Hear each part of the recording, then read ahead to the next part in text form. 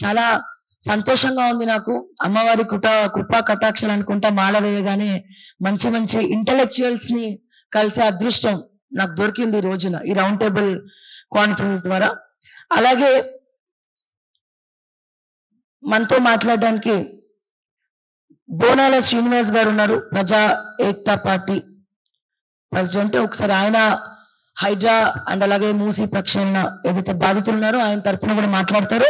తర్వాత ఏ రకంగా సార్ ఇందాక నేను అడిగాను కూడా, అంటే ఒక అసోసియేషన్ ఏమైనా ఏర్పాటు చేయాలా అంటే అందరి తరఫున ఏర్పాటు చేసి ఏమైనా అసోసియేషన్ తరఫున పిల్లేయాలా బాధితుల డాక్యుమెంట్స్ తీసుకొని, అది కూడా ఒకసారి ఆలోచించమని కూడా చెప్పాను. మీన్వేళ ఒకసారి మీరు డిస్కస్ చేయండి. అండ్ సమయం కూడా ఎక్కువ లేదు.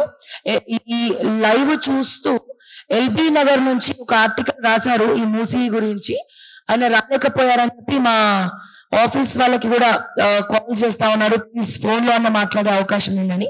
సో సార్ మాట్లాడిన తర్వాత ఒకసారి ఆయనతో కూడా మాట్లాడదాం. ఫస్ట్ ఇది ఒక లెంది ప్రాసెస్, ఒక 40 ఏళ్ల దాకా జరుగుతుంది. Before 1980 no encroachments in Hyderabad, before 1980. అదే విధంగా బిఫోర్ 90 ఏవైతే ప్రభుత్వాలు ఉండేనో వాళ్ళ అలాట్మెంట్స్ ఏవైతే పేదలకు ఇల్లు వంచిరో, ఇప్పుడు వకీల్ సాబ్ ఒక మాట మాట్లాడి బంజర్ అనే మాట ఒక మాట మీరు మాట్లాడారు మీ టాపిక్ లో, అలాంటివి సెలెక్ట్ చేసి అక్కడ అలాట్మెంట్ చేసి అక్కడ డెవలప్మెంట్ చేసిన అక్కడ అప్పుడు ప్రభుత్వాలు 1980 కంటే ముందు. అయితే ఇప్పుడు సింపుల్ లాజిక్, దీన్ని ఇక్కడ ఈ క్రైసిస్ ని ఇమీడియట్ గా ఆపాలంటే ఫస్ట్ జిహెచ్ఎంసి అండ్ హైడ్రా పరిధిలల్లా ఫస్ట్ ఒక 3 నెలల పాటు bulldozer and JCB ban, bulldozer and JCB ban. దాని తర్వాత వకీలు మీరందరూ ఏదైతే టెక్నికల్ గా సాంకేతిక పరంగా అదే విధంగా చట్టపరంగా మీరు ఏదైతే చర్యలు తీసుకుందాం అంటున్నారో దానికి దోహదం చేస్తుంది ఈ పీరియడ్. ఫస్ట్ ఇమీడియట్ గా బుల్డోజర్ అండ్ జేసీబీ 3 నెలల పాటు జిహెచ్ఎంసీ పరిధిలా మళ్ళీ అదే హైడ్రా పరిధిలా బ్యాన్ విధించాలని ఒక వ్యక్తిగతంగా నా ఒపీనియన్ వ్యక్తపరుస్తున్నాను.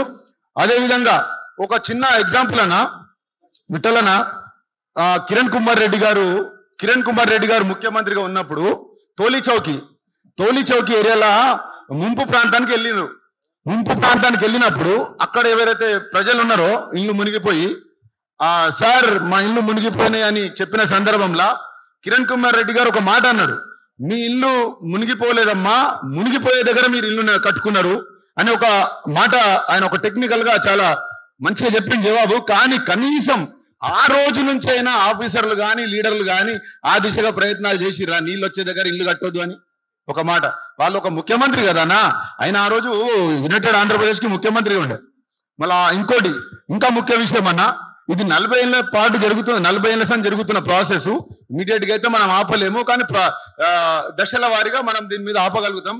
మినిమం నా విషయ పరిజ్ఞానంలో మినిమం ఒక 10 years, మాక్సిమం ఒక 20 years పడుతుంది. మొత్తం ఈ 40 ఏళ్ళది కంప్లీట్ గా మనం ప్రక్షాళన చేయడానికి 40 ఏళ్ల సంది జరిగిన అన్యాయాన్ని ఆపనీకే మినిమం 10 ఏళ్ళు, మాక్సిమం ఒక 20 ఏళ్ళు పడుతుంది. అదేవిధంగా ఇంకొక ముఖ్య విషయం అన్న, from the beginning United Andhra Pradesh లో కూడా ఇవన్నీ తిలా పాపం తలా కొంచెం అన్నట్టు గండిపేట్ ఏదైతే జల వనరులు మన హైదరాబాద్ కి మెయిన్ ఉందో దాని క్యాచ్మెంట్ ఏరియా కూడా 40 ఏళ్ల సంది. అంటే నేను ఎవరిని విమర్శించదలుచుకోలే, మన ఒక గండిపేట ఆశ్రమం ఎన్టీఆర్ ద్వారా మనకు ప్రజలకు తెలిసినప్పుడు సాక్షాత్తు ముఖ్యమంత్రి ఎవరు ఉంటే వాళ్ళే ఆ బోర్డు చైర్మన్ గా వ్యవహరిస్తారు అన్నా.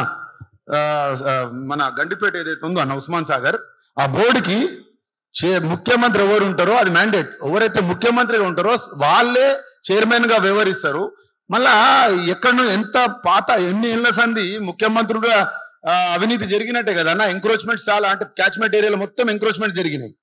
అంటే ముఖ్యమంత్రి స్థాయి నాయకులు కూడా ఆపలేకపోయిన వ్యవస్థ. అంటే I'm not criticising any leaders or political parties. ఇప్పుడున్న థ్రెట్లకు వెళ్ళి ప్రజలను ఎట్లా బయట పెట్టాలనేది 2-3 అంశాలు చెప్పిన నేను.